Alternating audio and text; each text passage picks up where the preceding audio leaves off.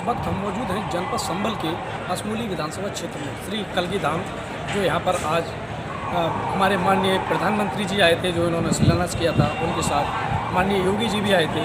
ऐसे ही आपके लिए यहाँ की व्यवस्थाएं थी, क्या उन्होंने कहा था। हमारे साथ बने रहिए, हम आपको सारी तस्वीरें दिखाएंगे। बने रहिए शाहिद शफी संभल।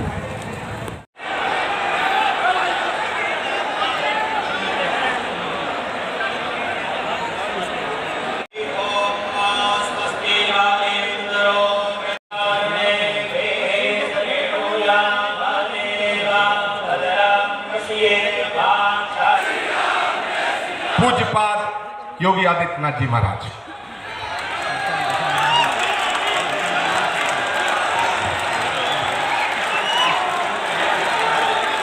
हम वृंदावन के हितेश्वर जी महाराज के साथ संवाद करते हुए जमुना अखाड़ा के आचार्य महामंडलेश्वर श्री अवधेशानंद गिरी जी,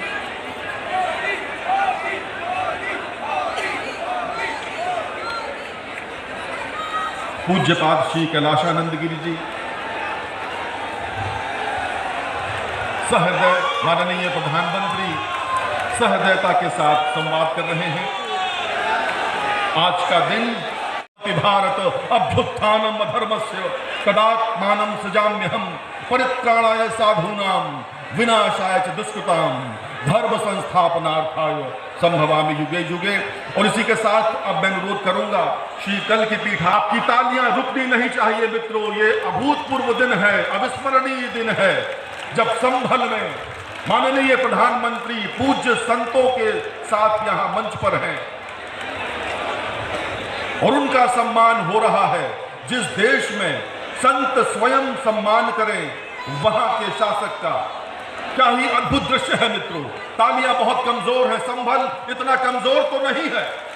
संभल क्या इतना कमजोर है?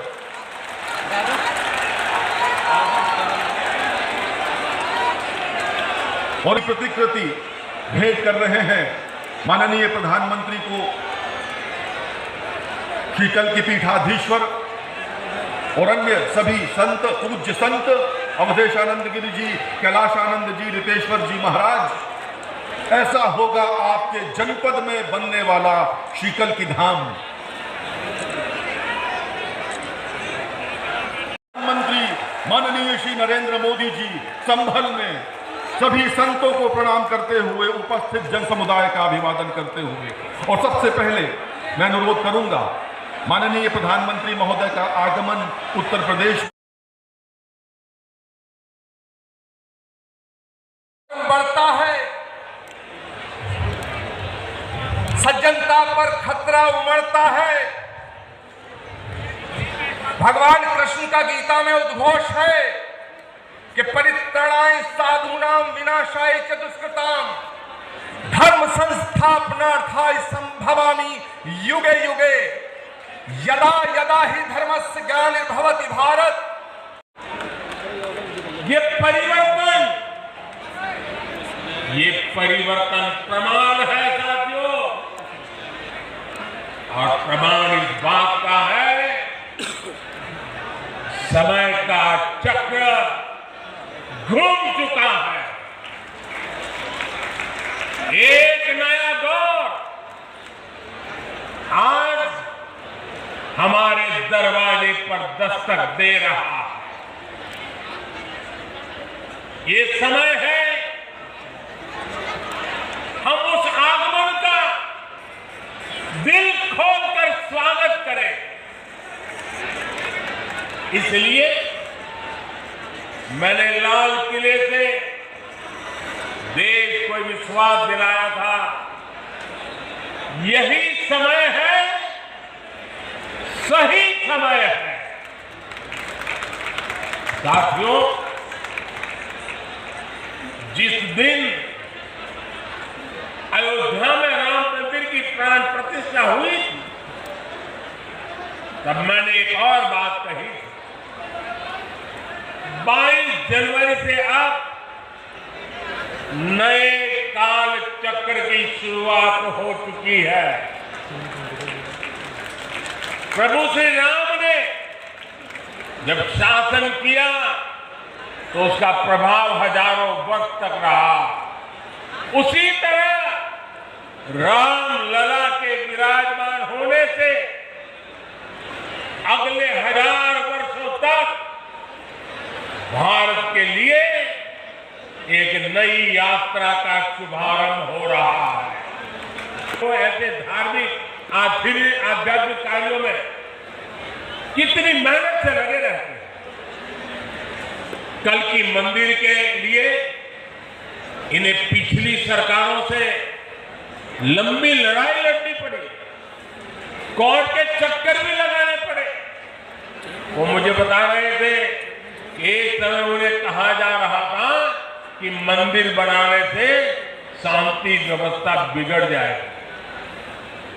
आज हमारी सरकार में प्रमोद कृष्णम जी निश्चिंत होकर इस काम को शुरू कर पाए।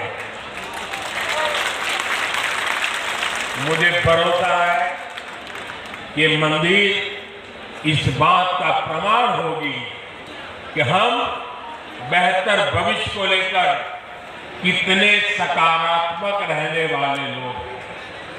साथियों, भारत पराभव से भी विजय को खींच करके लाने वाला राष्ट्र है।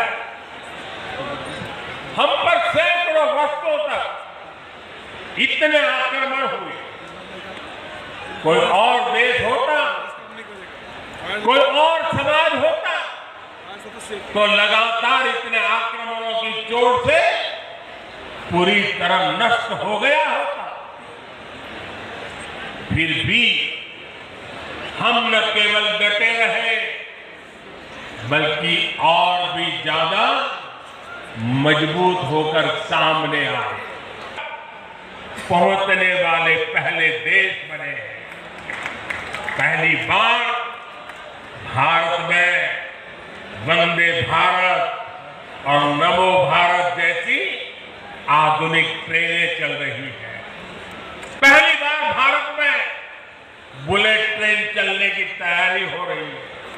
पहली बार हाईटेक हाईवे एक्सप्रेसवे का इतना बड़ा नेटवर्क और उसकी ताकत देश के पास है। पहली बार भारत का नागरिक, चाहे वो दुनिया के किसी भी देश में हो, अपने आप को इतना गौरवान्वित महसूस करता है। देश में सकारात्मक सोच और आत्मविश्वास का ये जो ज्वार हम देख रहे हैं, एक अद्भुत अनुभूति है। इसलिए आज हमारी शक्ति भी अनंत है और हमारे लिए संभावनाएं भी अपार है। साथियों, राष्ट्र को सफल होने के लिए ऊर्जा सामूहिकता से मिलती है। परिवारों को शौचालय यानी इज्जतगढ़, 2.5 करोड़ परिवारों को घर में बिजली, 10 करोड़ से अधिक परिवारों को पानी के लिए कनेक्शन, 80 करोड़ लोगों को मुफ्त राशन, 10 करोड़ महिलाओं को कम कीमत पर गैस सिलेंडर, 50 करोड़ लोगों को स्वस्थ जीवन के लिए आयुष्मान कार्ड, करीब 10 करोड़ किसानों को किसान सम्मान निधि। कोरोना काल में हर देशवासी को मुफ्त वैक्सीन, स्वच्छ भारत जैसा बड़ा अभियान आज पूरी दुनिया में भारत के इन कामों की चर्चा हो रही है। हम सशक्त और समर्थ भारत के सपने को 100% पूरा होता देखेंगे। इसी की कामना के साथ आप सभी का मैं बहुत बहुत धन्यवाद करता हूं और इस भव्य आयोजन के लिए और इतनी बड़ी तादाद में संतों के आशीर्वाद प्राप्त करने के लिए मैं हृदय से प्रणाम करते हुए अपनी वाणी को विराम देता हूं। मेरे साथ बोले भारत माता की, भारत माता की, भारत माता की। बहुत बहुत धन्यवाद। आचार्य श्री प्रमोद कृष्णम जी देश के अलग अलग कोने से उपस्थित सभी पूज्य संतजन और आदरणीय प्रधानमंत्री जी के स्वागत के लिए, अभिनंदन के लिए संभल, अमरोहा, मुरादाबाद और आसपास के जनपदों से सभी उपस्थित बहनों और भाइयों, आज आदरणीय प्रधानमंत्री जी का भगवान विष्णु के 22वें अवतार की जो ये भावी भूमि होने जा रही है, संभल जनपद में आगमन हुआ है। इस अवसर पर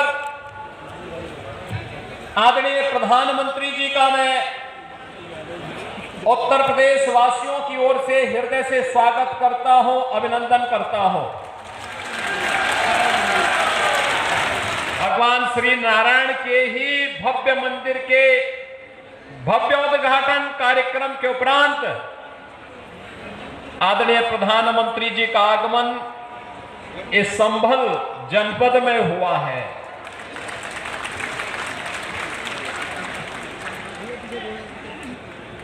बहनों और भाइयों,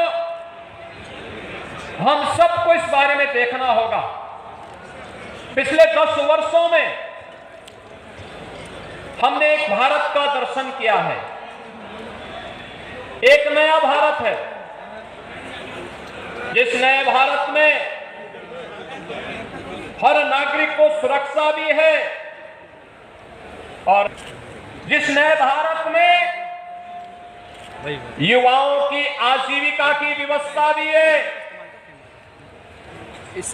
तो भारत की आस्था का सम्मान भी है। आस्था का सम्मान किस रूप में? काशी में काशी विश्वनाथ धाम, अयोध्या धाम में रामलला का पुनः विराजमान होना, केदारपुरी और बद्रीनाथ धाम का पुनरुद्धार का कार्य संपन्न होना, महाकाल में महालोक की स्थापना होना, ये नए भारत की तस्वीर है, जिस नए भारत में हर युवा की आजीविका की गारंटी भी है और आपकी आस्था की भी गारंटी है। यही मोदी की गारंटी है। जब योग को वैश्विक मान्यता मिलती है और 21 जून की तिथि को दुनिया के लगभग 200 देश एक साथ, जब भारत के अंदर किसी एक स्थान पर प्रधानमंत्री मोदी जी के नेतृत्व में करोड़ों भारतीय योग की सुविधा के साथ जुड़ते हैं,